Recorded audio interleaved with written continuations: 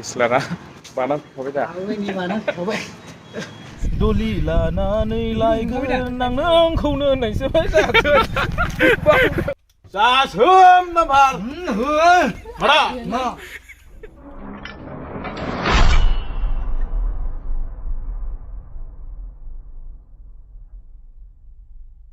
Hello everyone, welcome back to my channel. फुंबिलिनि गोजोननायखौ नोंथांमोन बयनिसिमबो आंनि गोसो गोरबोनिफ्राय जासिहरनाय जाबाय। आसा खालामो नोंथांमोना बयबो मोजाङैनो दङ, आंबो मोजाङैनो दङ। दिनैहाय जोङो शर्ट मुभि शुटिं खालामनो थाखाय रेडि जाबाय। बिराद गोबावसिममोन जोङो शर्ट मुभिखौ शुटिं खालामिया। दिनैनिफ्राय जोङो जागायफिनसिगोन। बेनिखायनो जोङो DSLR लायनो थाखाय ओंखारबाय। जों दायो थांनायसै। नोंथांमोना शुटिं खालामनायखौबो नुनो मोनगोन। आङो जा हायो नोंथांमोननो दिन्थिनो नाजागोन। नोंथांमोना भिडिअखौ स्किप खालामालासिनो जोबजासिम नायलांबानो जाबाय।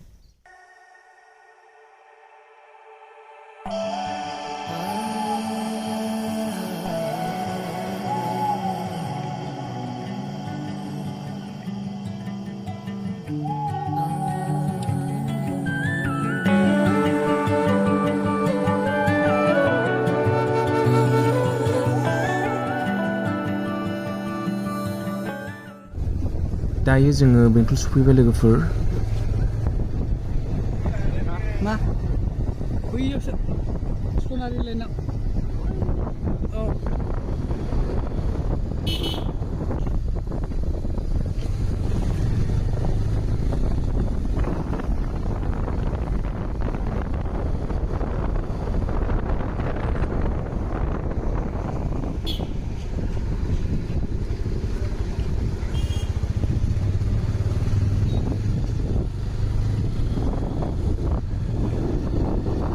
दायो बेंटल सफैबाय जोङो बेफोर केमेरा लांनो थाखाय फैदों जोङो DSLR लांनो। बेयाव लायबाय नै DSLR बाना फैखाबाय दा आंनि बाना फैखाबाय जोंनिया फिसासो नालाय गंसे नांदेरगौ जायो, बेखायनो गंसे लांफैखाबाय जोङो। दायो थांफिननायसै। दायो जोंनि शुटिंआ जागायजेननायसै लोगोफोर। दायो जोङो सफैबाय नै ओरैहाय आर्टिस्टफ्राबो रेडि जोबसै। दायो जों शुटिंखौ स्टार्ट खालामनोसै। जोंनि एक्ट्रेसफोरा बिसोरनो जागोन नै लोगोफोर, आरो एक्टरा सोर जागोन र' आं दिन्थिनि एक्टरखौ। एक्टरा नैबेनो जोंना। हेल' माबायदि जायो शुटिंआ नोंथांमोना नायलांबानो जाबाय। आरो जोंनि बिफा जाग्राया सोर नायनानै ला नै मिस्टार शिबनाथ। बिथाङानो जोंनि बे शर्ट मुभियावहाय बिफा जागोन। दायो जोङो शुटिंखौ जागायग्रोनोसै। नोंथांमोनाबो भिडिअखौ जोबजासिम नायलांबानो जाबाय लोगोफोर। जोङो जागायजेनबाय लोगोफोर। नै होगासिनो दङ खेबनैया। ओरैबो नै केमेरामेना बेनो जोंना। नायथ'नाय जानाय नंदोंलै र'निया बांगाल दारि लालायलायनायनि। एक्ट्रेसा हौरै थाहैबाय हनै। एक्ट्रेसा गाबनो गोरोंथार जोंना, बरिया गाबखायो। शुटिंआ होगासिनो दङ नै जोङो लागायदों।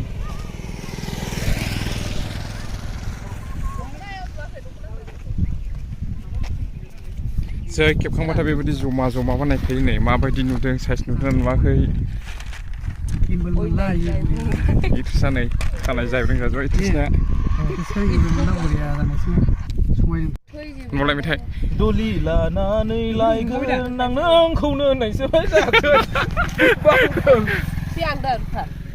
हिन्जाव गोदान साजायना, हिन्जाव गोदान साजायना। मेन हेर'इना बेनो नै जोंना। आरो बैयो सेकेन्ड जागोन नै। सेकेन्ड हेर'इन, सेकेन्ड एक्ट्रेस बे।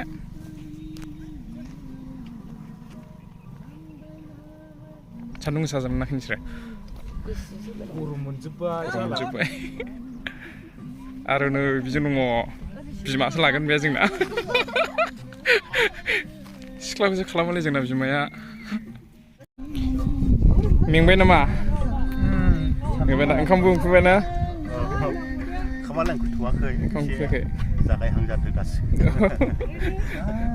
एसे उखैहोनानै जाहैनोसै ना?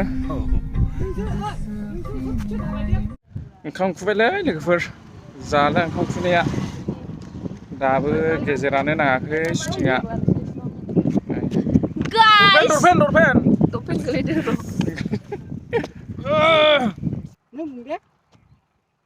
ओरै शुटिंआ सोलिगासिनो दङ लोगोफोर रेडि 3 2 1 एक्सन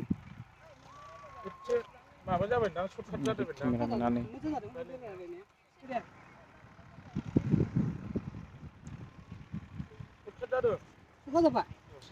जाया बानायबाय थानांगौ शुटिं बानायनाया खेबसेनो जायाना बानायबाय थानांगौ बबेया जायो बेखौसो सेलेक्ट खालामनानै लायो लोगोफोर दा बानायगासिनो दङ नै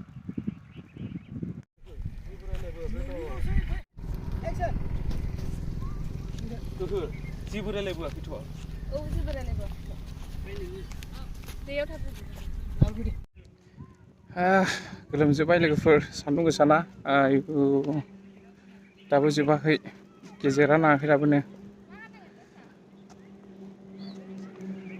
उफ लासआव गाबनाय गैया दा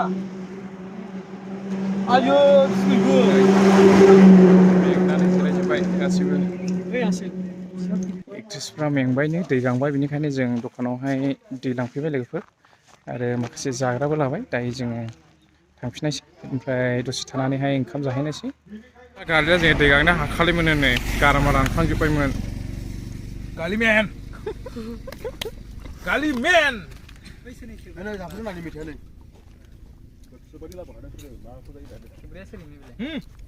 नै बिनिसो गालिनि जोंनि गालिनि आंनिङा नि आं खेब्राया बैयो आंनिसो खेना गोग्लैलै गोसोखाङो नोंनि मा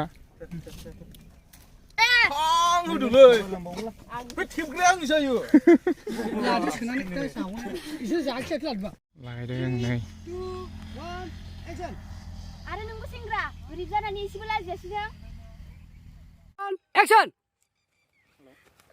आयो आया बेखौ गाननो थाङा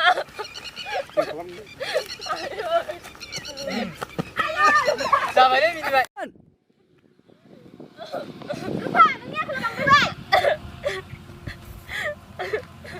दायो जोङो ओंखाम जानो फैबाय मेंबाय नालाय ओंखामाबो बेलासिनासो मोनजाबाय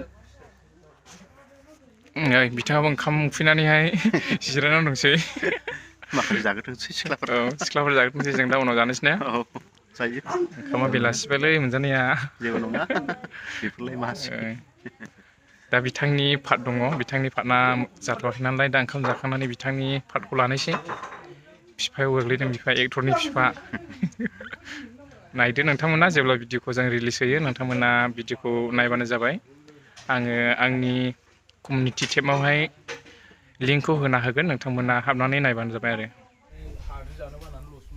ओंखाम जानो जिरायबाय नै बेलाय ओंखाम जानो नागारैनो मबाइलसो फाटाखौ मोनाखै आङो बोरै बोरै सिबबोखो फाग्लासो मोनसेबो नांखाबोआखै जोंना गेस गैयामोन रा बिमाया नै सिन्दुर लालायथारदों